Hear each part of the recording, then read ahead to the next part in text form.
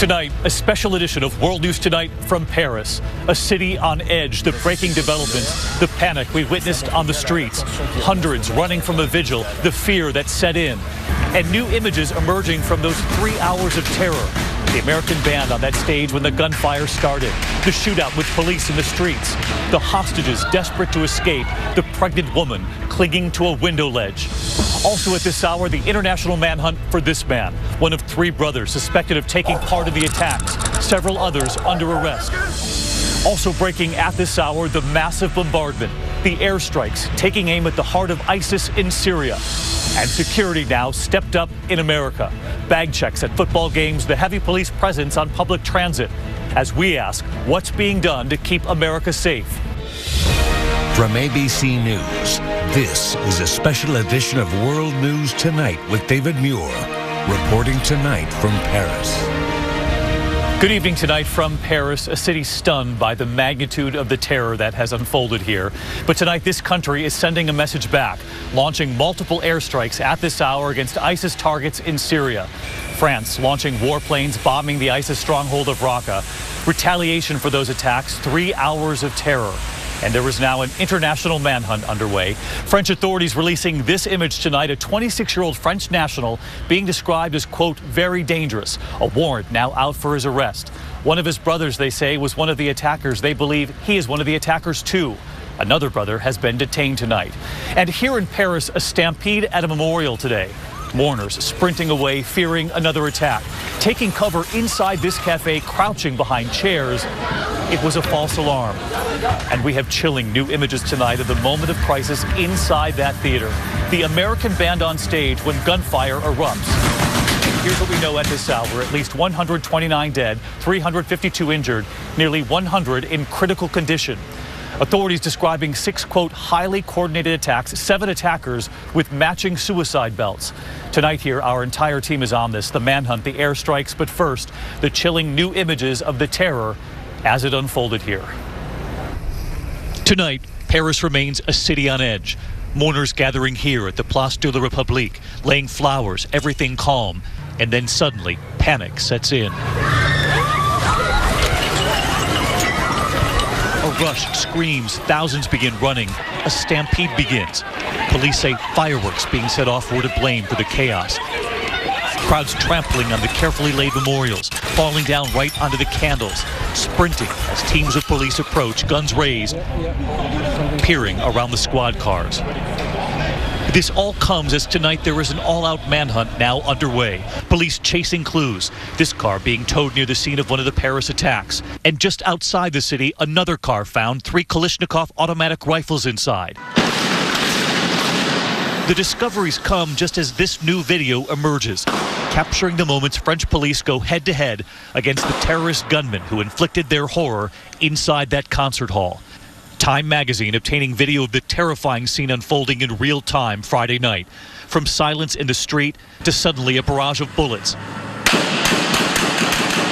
Officers crouch behind their police cars, carefully approaching the suspects. They take aim, then shoot.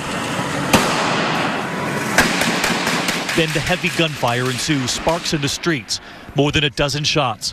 Innocent bystanders can be seen running for cover. Photographer Patrick Zachman captured the images. I heard the sound of a woman screaming, aidez-moi, aidez-moi, so help me, help me. And just above the officers, the concert hall, sirens blaring, and then a flash. Witnesses inside reported the attackers yelling, Allahu Akbar, God is great, yelling Syria and Iraq too. And in front of the stage, the American band playing, when suddenly the gunfire drowns the music. One singer appearing frozen, the drummer taking cover. Behind that concert hall, hostages desperately trying to escape through emergency exits, even the windows above. And hanging from those windows, one woman who tells everyone she's pregnant. The wounded hobbling down below, others being dragged away from the gunfire.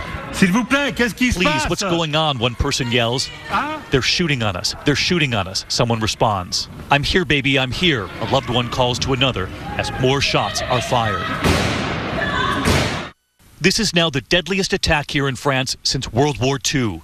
And with ISIS claiming responsibility, we now know it was a highly planned killing spree, 6 separate attacks. 3 teams of terrorists, the attackers wearing identical suicide belts. And tonight here, a clearer portrait of those 3 hours of terror. The first of the attacks starting at 9:20 p.m. outside the stadium. A suicide bomber blowing himself up in the middle of a soccer match. 5 minutes later, 9:25 p.m., 4 miles away, gunmen in a black car opened fire at 2 restaurants, killing 15. I was holding on to a woman on the floor with me, and I realized she wasn't breathing. Then at 9:32 p.m., a block away, the shootings at another restaurant, killing 5. 4 minutes later, the gunman opening fire on a 3rd restaurant, hitting diners on a terrace, killing 19. 4 more minutes go by, and a suicide bomber detonates his belt further down the street, seriously wounding 1 civilian. And in those same moments, the 3 men wielding AK-47 rifles were bursting into that concert hall as the band Eagles of Death Metal were playing.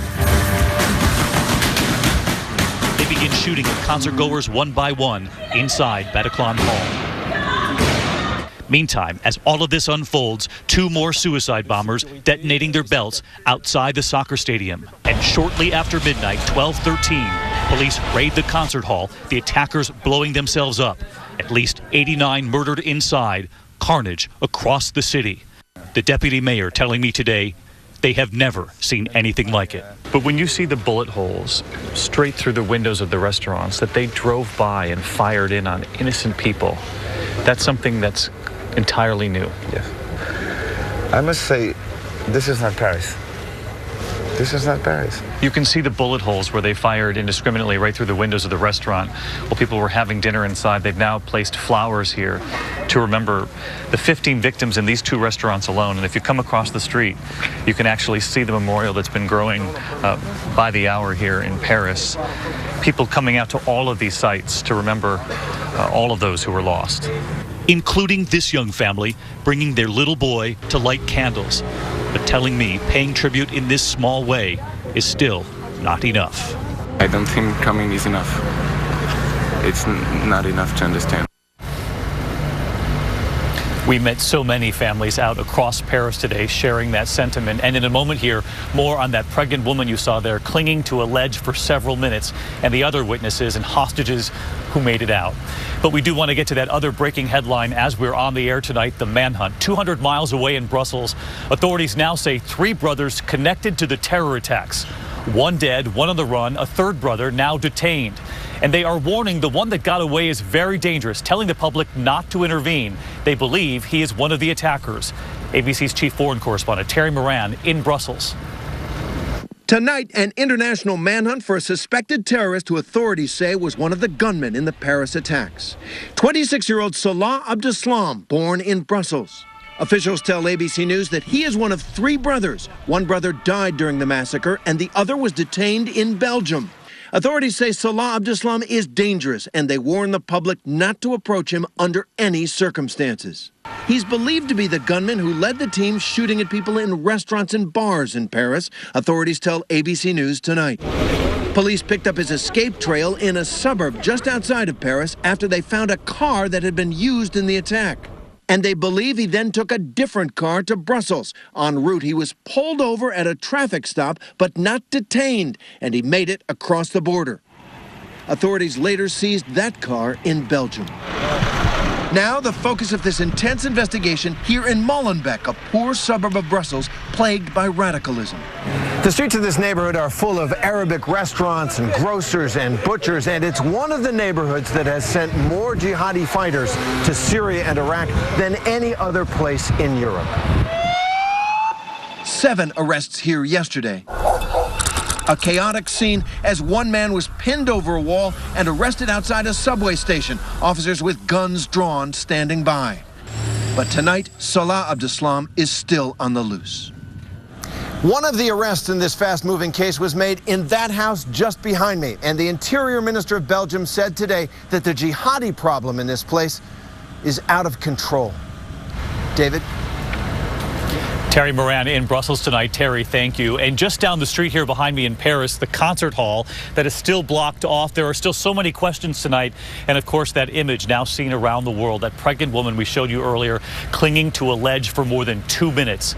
ABC's Matt Gupman is here in Paris tonight with her story and the witnesses here in this city who saw it all. For more than 2 torturous minutes, she dangled from the windowsill. Beneath the mystery woman, people spilling out of the back of the Bataclan Theater. Some collapsing right there, still alive, as the slaughter goes on inside the theater. Listen, you can hear her cry out, Mister, I'm pregnant." The camera pans, these people dragging victims. This man hobbling. And throughout, the woman still hanging. Finally, another person tries to help. And the fate of that mystery woman on the ledge, still a mystery tonight. Meanwhile, inside the theater, we had this crackling noise like firecrackers. The gunman on the balcony level. The theater seen here in happier times on the website. But on this night, we were covered with blood and more than blood. I mean, pieces of flesh. Celia and Benjamin had been on a date night. Now playing dead. They heard the shooters just feet away. In perfect French, no accent, the man said, "You killed our brothers in Syria, and now we're here." The California-based band apparently whisked away to safety. Tonight, France began releasing the names of the dead, and now, as shown by the BBC, their faces. And 15 of those people, David, died right here at this restaurant. You can still see the blood smearing the facade of the restaurant right there. And even in the middle of the night, people coming to pay tribute, laying wreaths, lighting candles, posting signs like that. Paris, City of Light. David. Matt Gutman here in Paris tonight. Matt, thank you. We turn now to new questions this evening surrounding a passport that was discovered beside one of the attackers, and it comes amid sweeping raids across Belgium. You heard Terry report there. 7 suspects detained in 24 hours, where much of the planning might have taken place. And now this new image of that passport found on the body of one of the attackers. A Syrian passport fueling a possible theory tonight that a terrorist may have faked his way into the country, slipping in as a refugee. ABC's chief investigative correspondent Brian Ross on that part of the story tonight. A major break in the investigation came within 24 hours when police in Brussels arrested 7 possible accomplices and are now interrogating them. Officials today said top ISIS commanders in Syria planned and directed the sophisticated Paris attack. Part of a new ISIS strategy to go global, with claims of responsibility for Paris issued in 4 different languages: French, Arabic, Russian, and English. Indeed, this is just the beginning. There's a specific unit for planning and carrying out attacks in Western Europe and in the United States. For the Paris attack, at least one of the 10 terrorists was first sent from Syria to blend in with the wave of refugees arriving in Greece, where European officials say he presented this Syrian passport with what is probably a phony name. And officials say he was part of the team that attacked the Paris stadium and was the first to detonate his suicide vest. Another terrorist assigned to attack the concert hall has now been identified as a 29-year-old French citizen who was flagged by officials 5 years ago as a possible terrorist, but never charged with a serious crime. His fingerprint was matched with a detached finger found in the debris at the hall. And tonight, the Iraqi ambassador in the U.S. is confirming reports that Iraq on Thursday had warned France and the U.S. of an impending major attack by ISIS. The CIA, David, is declining to comment tonight. David. Brian Ross in our New York studio tonight. Brian, thank you. French President Hollande calling the terror attacks here a, quote, act of war. And tonight, the White House agreeing with those words, saying, yes, this was, in fact, an act of war. And in fact, at the G20 summit in Turkey today, President Obama saying this is, quote, an attack on the civilized world. And in this image, President Obama and Russian President Vladimir Putin huddled for 35 minutes on the sidelines of the summit, likely discussing Syria, Paris, and ISIS. And now word of those French airstrikes tonight, bombing the ISIS stronghold in Syria. ABC's chief global affairs correspondent Martha Raddatz tonight on the strikes and on what, if anything, the U.S. might do next. The French Air Force tonight pounding the de facto ISIS capital of Raqqa in northern Syria. 20 bombs targeting ISIS. The bombing campaign following a stern warning today from President Obama to those responsible for the Paris attacks. We stand in solidarity with them in hunting down the perpetrators of this crime and bringing them to justice. ISIS is also strongly suspected of blowing up that Russian passenger jet, prompting that rare private meeting today between Obama and Vladimir Putin. Obama urging the Russian president to focus Russian airstrikes solely on ISIS. After months of U.S.-led airstrikes, the president telling our George Stephanopoulos before the Paris attack, ISIS gains on the ground have stalled. From the start, our goal has been first to contain, and we have contained them. They have not gained ground in Iraq, and in Syria, they'll come in, they'll leave. What we have not yet been able to do is to completely decapitate their command and control structures. The military says about 75 mid- or high-level ISIS fighters have been killed since May, including Jihadi John. But there are thousands and thousands in Iraq and Syria, and as we've seen, many outside those borders as well. David? Martha Raddatz with us again tonight. Martha, thank you. There is still much more ahead on this special edition of World News Tonight from Paris. And up next here, the risk back home in America. Tighter security across the U.S. tonight at football games, public places. But can sites like this really be kept safe? And how many ISIS sympathizers are authorities aware of in the U.S. right now?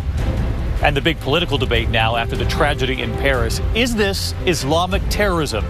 And Donald Trump tonight on how this would have been different had the victims had guns. And later here, One Man's Act, playing the piano near that concert hall right here in Paris. His message to his country and to the entire world tonight.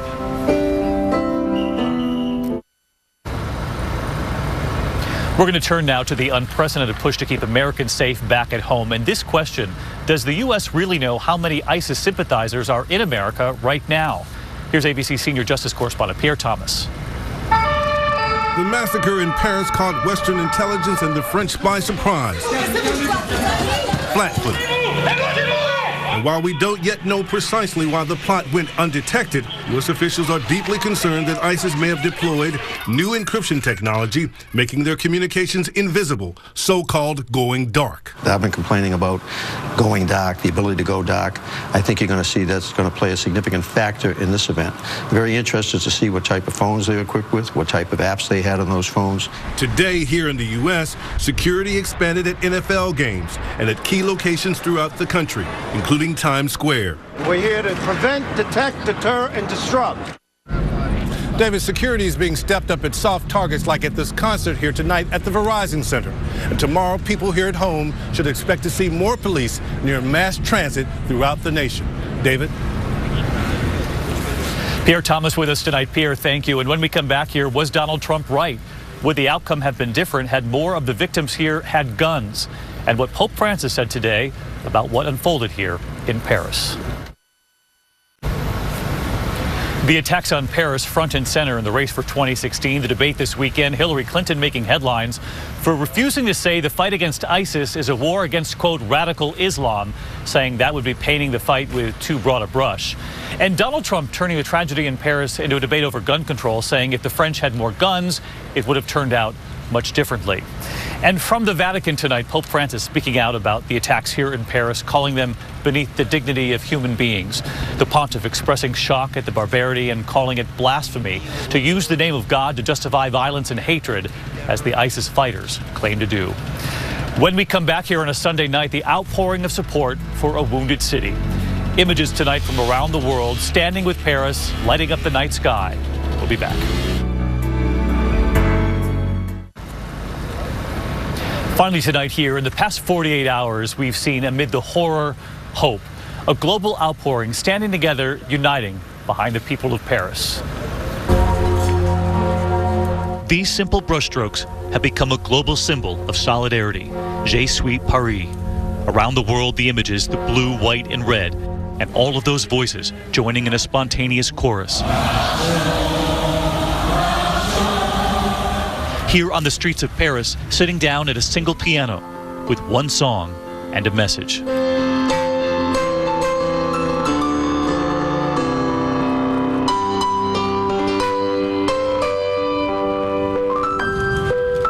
Peace.